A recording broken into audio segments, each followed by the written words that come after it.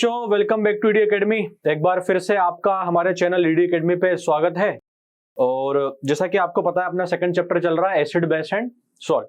ठीक है, तो अपन ने लास्ट वीडियोस में देख लिया कि एसिड क्या होते हैं और एसिड्स कितने टाइप के होते हैं, बेस क्या होते हैं और बेस कितने टाइप्स के होते हैं।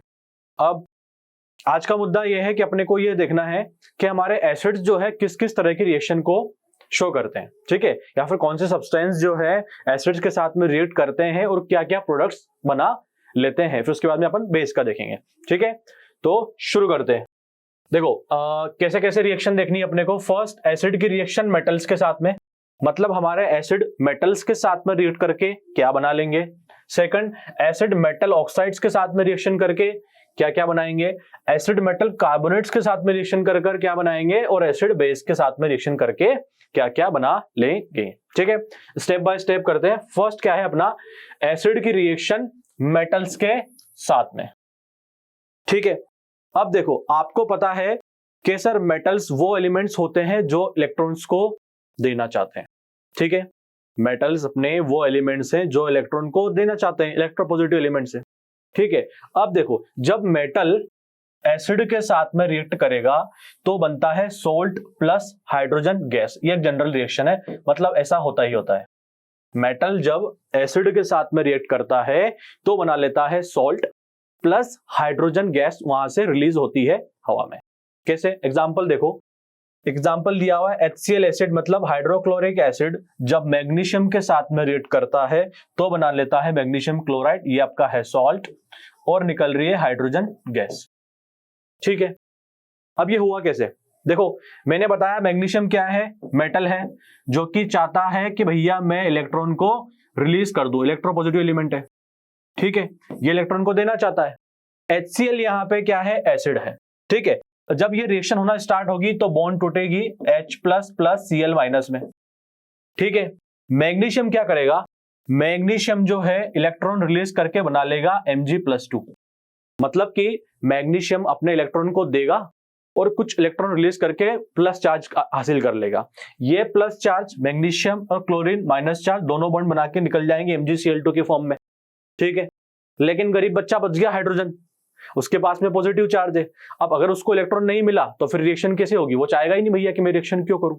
तो मैग्नीशियम बोलता आ भाई तू भी, हाँ मैं तेरे को देता हूं इलेक्ट्रॉन। तो मैग्नीशियम उसको इलेक्ट्रॉन दे देगा, 2 इलेक्ट्रॉन दे देगा, एक हाइड्रोजन निकलेगा, फिर दूसरा हाइड्रोजन निकलेगा और फिर निकल जाएगी हाइड्रोजन गैस। इस तरीके से ये रिएक्शन होती है। एक एग्जांपल और देख लेते हैं।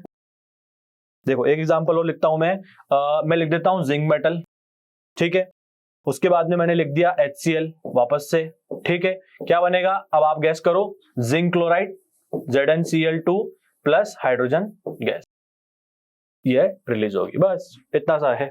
ठीक है, तो हमको ध्यान में रखना है कि जब भी हमारे मेटल्स एसिड के साथ में रिएक्ट करते हैं तो बनाते हैं सोल्ट प्लस हाइड्रोजन गैस। अब देखो आपके पास में एक रिएक्टिविटी सीरीज थी जिसमें आपने लिखता था कि केदारनाथ का माली आलू जरा फीका पकाता है।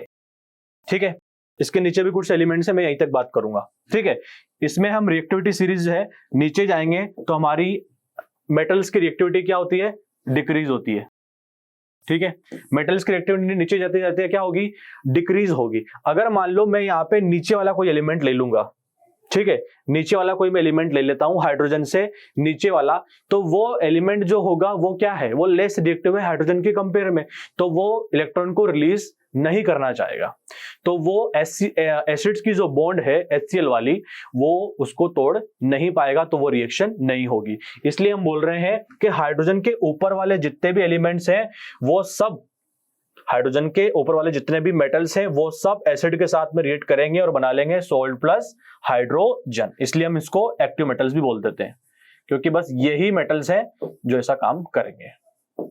ठीक है, समझ में आ गया। आगे बढ़ते हैं। नेक्स्ट रिएक्शन कौन सी है कि acid reaction with metal oxide, मतलब कि अब एसिड मेटल ऑक्साइड के साथ में कैसे रिएक्शन करेंगे। सबसे पहले मेटल ऑक्साइड क्या होता है, देखो जब भी कोई मेटल ऑक्सीजन के साथ रिएक्ट करेगा तो बना लेगा मेटालिक ऑक्साइड। एग्जाम्पल के तौर पे मान लो मैं मैग्नीशियम को पकड़ लेता हूं, मैंने मैग्नीशियम लिया, ऑक्सीजन के साथ में रिएक्शन कराई तो बन गया MgO। ये क्या हो गया, ये मैग्नीशियम का ऑक्साइड हो गया। ठीक है, तो एक एसिड जो है मेटल ऑक्साइड के साथ में रिएक्शन करके बनाते हैं सोल्ट प्लस वाटर, मतलब नमक और पानी। कैसे, देखो ये जनरल रिएक्शन लिखी है कि acid plus metal oxides give salt plus water. Example देखते हैं, मैंने एक एसिड ले लिया HCl वापस से, फिर उसके बाद में मेटल ऑक्साइड, मैंने मेटल ऑक्साइड ले लिया मान लो ZnO, जिंक ऑक्साइड। कैसे, कुछ नहीं होगा, जिंक ऑक्सीजन के साथ में रिएक्ट करेगा, जिंक ऑक्साइड बन जाएगा। ठीक है, बनेगा सोल्ट प्लस वाटर। सबसे पहले तो वाटर बना दो, H2O, ये H ये O, ये तो निकल गया, बचा कौन, जिंक और Cl, तो मैंने जोड़ दिया ZnCl2, ये बन गया अपना सोल्ट, जिंक क्लोराइड। ठीक है, अब खुद सोचो,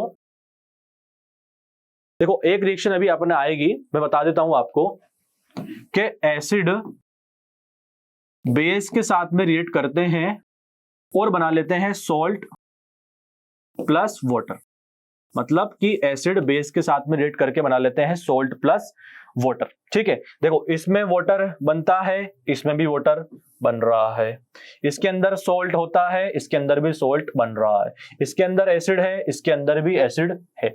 यहां पे कौन है, मेटल ऑक्साइड, और यहां पे कौन है, बेस। मतलब कि हम यहां से ये प्रूव कर सकते हैं कि मेटल ऑक्साइड्स जो होते हैं वो होते हैं बेसिक नेचर के। कौन से नेचर के, बेसिक नेचर के। एक तो इस तरीके से प्रूव कर सकते हैं, एक आप इस तरीके से प्रूव कर सकता हो, जब भी आप कोई मेटल ऑक्साइड लो, ठीक है, उसको अगर आप पानी में मिला दोगे तो वो बना लेगा बेस, MgOH ऑल ट्वाइस।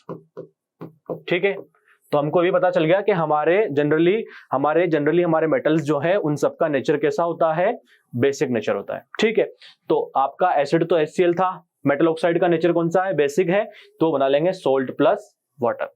ठीक है, समझ में आ गया, आगे बढ़ते हैं। थर्ड है कि acid reaction with metal carbonates, मतलब आपके जो एसिड्स हैं वो मेटल के कार्बोनेट से किस तरह की रिएक्शन करते हैं। मेटल की कार्बोनेट आपको पता है क्या होता है, CO3, इसके अंदर मेटल जोड़ दो तो वो हो गया मेटल कार्बोनेट। ठीक है, अब इसमें क्या होगा कि जब एसिड मेटल कार्बोनेट के साथ में रिएक्शन करेगा तो बनाएगा salt plus water plus carbon dioxide, ये जनरल रिएक्शन है, मतलब इस तरीके का काम यहां पे होगा। कैसे, देखो HNO3 क्या है, आपका एसिड है, नाइट्रिक एसिड। ठीक है, कार्बोनेट यहां पे लिया हुआ है कॉपर कार्बोनेट। ठीक है, जब इनकी रिएक्शन होगी तो ये बॉन्ड टूटेगी। ठीक है, तो यहाँ पे कॉपर के ऊपर प्लस चार्ज आएगा, Cu+2, इसके ऊपर आएगा -2, HNO3 पे प्लस चार्ज और इस पे आएगा माइनस चार्ज। ठीक है, प्लस वाला जाएगा माइनस की तरफ, माइनस वाला जाएगा प्लस की तरफ, दोनों अट्रैक्ट करेंगे, तो यहाँ पे जो एक कॉपर है अपना, ये रिएक्शन कर जाएगा इसके साथ, नाइट्रेट के साथ बना लेगा कॉपर नाइट्रेट। अब यहाँ पे बचा H और CO3, कार्बोनेट आयन अपने आप को इस तरीके से स्टेबल करेगा कि उसमें से ऑक्सीजन का एटम निकाल देगा और बना लेगा कार्बन डाइऑक्साइड गैस, और एक ऑक्सीजन का एटम जो बचा है वो पानी के साथ में रिएक्शन करके बना लेगा पानी। तो ये इस तरीके से रिएक्शन हो जाएगी। एक रिएक्शन और अपन देख लेते हैं, मान लो मैं लिख देता हूं कैल्शियम कार्बोनेट में लिख देता हूं। ठीक है, कैल्शियम कार्बोनेट लिख दिया, एसिड लिख दिया मैंने HCl।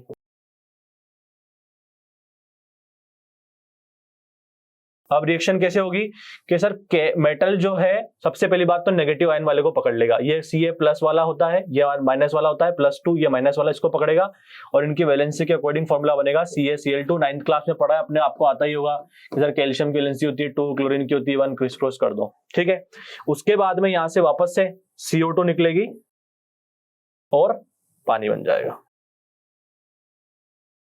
ये इस तरीके से रिएक्शन होती है। ठीक है, आ गया समझ में, आगे बढ़ते हैं। फोर्थ रिएक्शन क्या है, एसिड की रिएक्शन विद बेस। मैंने आपको अभी जस्ट बताया क्या कि एसिड जब भी बेस के साथ में रिएक्ट करते हैं तो बनाते हैं सोल्ट प्लस वाटर। देख लो, ये जनरल रिएक्शन है, जब भी आपका कोई एसिड जो है बेस के साथ में रिएक्ट करेगा तो बना लेगा सोल्ट प्लस वाटर। और मोस्ट इंपोर्टेंट इसको नोट करने वाली बात है कि इस रिएक्शन को अपन बोलते हैं न्यूट्रलाइजेशन रिएक्शन। इस रिएक्शन को अपन बोलते हैं न्यूट्रलाइजेशन रिएक्शन। क्यों? क्योंकि इसमें पानी तो बन रहा है, सोल्ट भी बन रहा है, लेकिन जब ये ऐसी रिएक्शन होगी तब एसिड और बेस की जो प्रॉपर्टीज है वो नलिफाई हो जाएगी, न्यूट्रल हो जाएगी। मतलब पहले एसिड की कुछ प्रॉपर्टीज होती है, पता है अपने को, बेस की कुछ प्रॉपर्टी होगी, पता है वो। जब ये रिएक्शन करेगी तो एसिड और बेस की दोनों की प्रॉपर्टीज खत्म हो जाएगी, फिर बनेगा सॉल्ट। हाउएवर अपन जब सोल्ट्स पढ़ेंगे तब अपने को पता चलेगा कि यहाँ पे भी एसिडिक सोल्ट भी बन सकता है, बेसिडिक सोल्ट भी बन सकता है, वो अपने आगे की बात है। पर ऐसी रिएक्शन जिसमें एसिड और बेस रिएक्ट करके सोल्ट प्लस वाटर बना लेते हो, उस तरह की रिएक्शंस को अपन बोलते हैं न्यूट्रलाइजेशन रिएक्शन। एग्जांपल, एसिड आपने लिया है HCl हाइड्रोक्लोरिक एसिड, बेस लिया है आपने NaOH। सिंपल सा फंडा है, अब तो आप कर ही सकते हैं, Na plus OH minus H plus Cl minus में बॉन्ड ब्रेक होगी, H प्लस चला जाएगा OH माइनस के साथ, निकाल देगा पानी और NaCl के साथ जुड़ जाएगा, बना देगा NaCl सॉल्ट। ठीक है, इस तरीके से अपन ने देखी है हमारी एसिड्स की 4 रिएक्शन। ठीक है, अगले लेक्चर में अपन देखेंगे कि हमारी बेस जो है कौन कौन सी रिएक्शन शो करते हैं। आई होप कि ये लेक्चर आपको समझ में आया होगा। अगर आपको मेरे द्वारा दिया गया लेक्चर समझ में आया हो तो आप अपने इसको दोस्तों के साथ में शेयर करो, उनको बोलो चैनल को लाइक करें, शेयर करें, सब्सक्राइब करें। मिलते हैं अपन नेक्स्ट वीडियो में, तब तक के लिए थैंक यू सो मच।